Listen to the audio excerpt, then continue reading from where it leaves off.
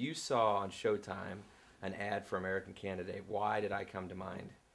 I don't know. I was just sitting watching TV with Brian, and show came up, and first person to pop in my head was, me, but then I disqualified myself because, I'm not good talking in front of people. But then I thought about you.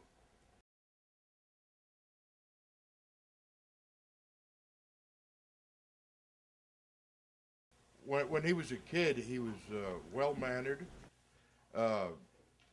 very clean, got a haircut every 2 weeks. His room was absolutely perfect. And now he's kind of exploded. Everything's here, there, and everywhere. You ought to see his car. When he drives down the street, you don't have to see it. You can smell it coming. So why should I be an American Candidate? Well, I guess we'd be on there with all the rest of them nuts. Why the rest of them nuts? Well, you got to be crazy to be on a reality show anyway. Why don't they stay home and watch TV? Is this watch real? Else? Is this real? This is what I'm doing. Is real? Yeah. This is real. It is real? It's real. Okay, well, let's just do the show here. We'll do it here. Okay. Okay.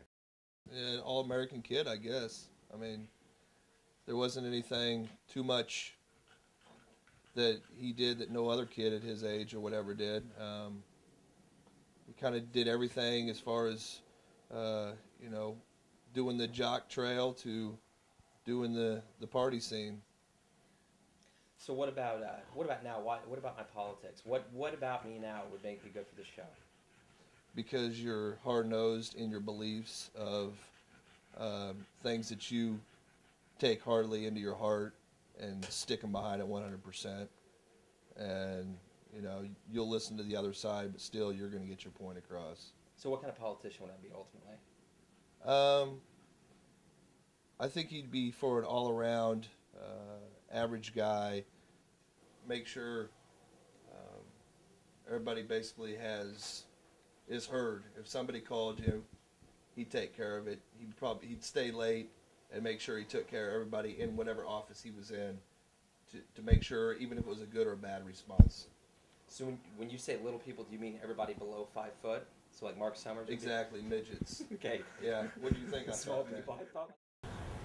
I think you'd be real good for it. I think you'd be hot shit. I don't know too much about it aside from you telling me you got plans to be on a show. I think you'd be good for it. You're loyal and honest, and you're also really funny and free-spirited, and you're very understanding, so you listen to people, and I think that's a quality that's needed in a candidate.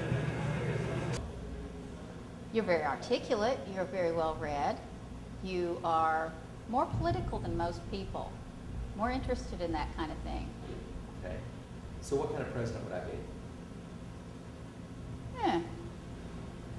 Well, I think that you'd have something to offer everyone, not just the young people in America, but also the retired people and everything in between. You love kids. We've been co-workers for, actually be November the 16th, I think it'll be about 4 years, and we're also pretty good friends. So what am I like as a co-worker and as a friend? As a co-worker, wild and crazy. Great heart, loves his job, has a great knack for working with young adults. Great attitude, very persistent and consistent. He's one of the smartest guys I know. He's wonderful with kids. All kids love him, they trust him, and that makes him a good person. So why would I be a good candidate for political office? Because you're a very good speaker, you're very intelligent, and everybody likes Joe. Taught me how to really search for stuff, all the answers I need, for homework. Taught me how to do that, and I learned to type better while I was down in the program. Okay. Anything else? Well, I learned the rules too. Yeah. Always be neat, clean up, don't be rude, and don't eat or drink in a computer lab. So why would I be a good politician? Because lots of politics.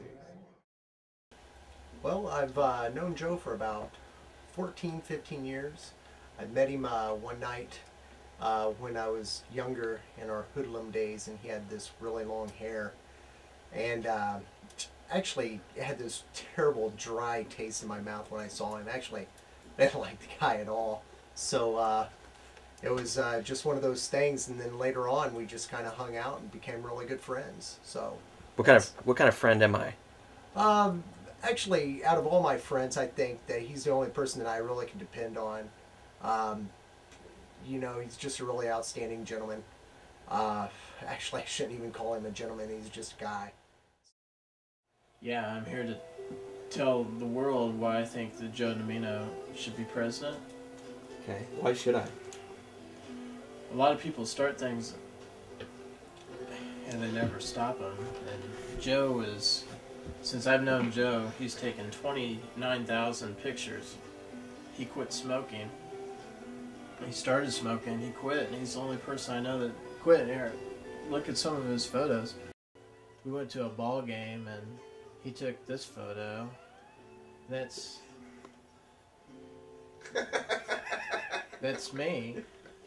And I think that's worthy of something. And then Joe plays with kids. He likes children of like different ethnic backgrounds. He has friends that are from Asia. He likes the elderly. That rocks. Joe speaking out against Iraq. The war in Iraq, or maybe just speaking out against Iraq. Joe taking pictures of himself again.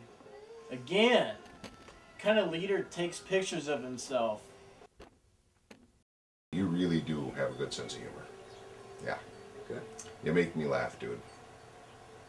Well, you know, I don't know you too well, Joe. I know a little bit about you. I think what I do know about you, you scare the living hell out of me. But, you know what I mean? Right. And quite frankly, if you're looking to get some kind of a reference from me, dude, it's going to be really hard for me. Because I was his new boss at the newspaper.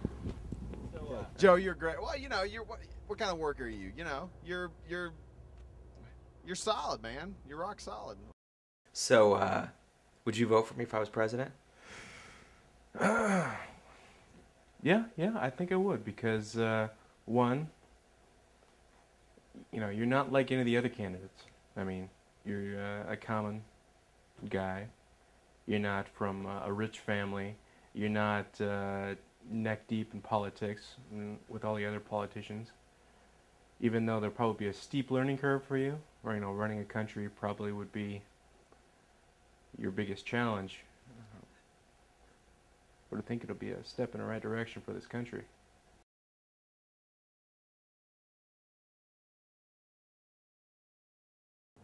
Hello, America. My name's Joe Dimino. I'm a candidate for American Candidate. And on my platform, one of the biggest three issues that I'm going to fight for is the economy. One thing about the economy, down here in Kansas City, we have the Plaza area here. This is one of the most affluent, wealthy areas in the Kansas City area. What I want to try to do is, I want to try in my candidacy to come up with more jobs for the blue-collar class, for the working class. We've lost 2.5 million jobs over the last 4 years, the worst since the Hoover administration, and we need jobs. We need a happier, more affluent, overall base in America, and the only way that we're going to have that is to create jobs. This right here, all of this you're looking at, wouldn't exist if the American populace didn't have a job. And I want to get some high-powered boys in from accounting firms to try to shore up our entire booking system. There's tax dollars that need to be allocated in different positions, and I'm going to make sure that that happens. That is going to be my economic platform. This is probably one of the most hotly contested issues in my campaign because I'm a teacher. This is my alma mater here, UMKC. Bottom line is we got to help every kid not be left behind. We got to have more pencils, paper, books, and everything the kids need in the classroom. The #1 eradicator to making sure that our kids have the social ills of this society whipped is education. The other thing is college education. There's way too many people that have way too much debt for trying to further their education and get a better job in this country. We have to make sure that kids don't have to pay for the rest of their lives to get a quality education, whether it's a doctorate or a bachelor's. I've been paying for the last 7 years, and I'll pay for another 10 for mine. There has to be some kind of tax incentive or the free first or second year for education. That's the bottom line, and that's my stand on education.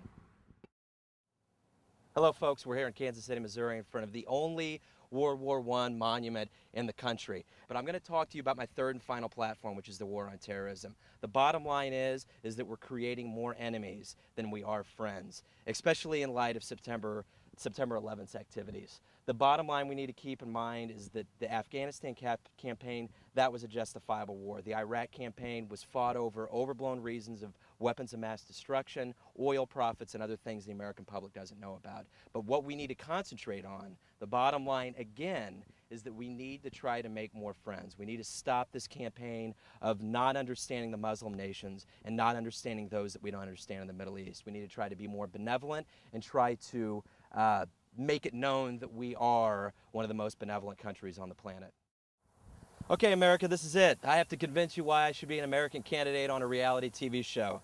Bottom line is that I have a fresh, intelligent perspective that I can introduce into the arena of politics and into our society in general. I think I can clean up a lot of the corruption from the CEO boys that have been up in Washington for years.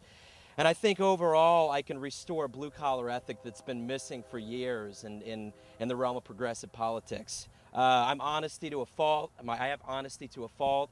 And I think that we need a leader that can again face the microphone, face the cameras, and restore confidence in a time of terrorism and peril and other things that are making people pretty fidgety to be Americans these days. I think I can do that. I think I can be a leader that you can depend on. And I'm going to do one more thing for you. If I get in here, I'm going to share all the recipes in the White House Library for free. Thank you.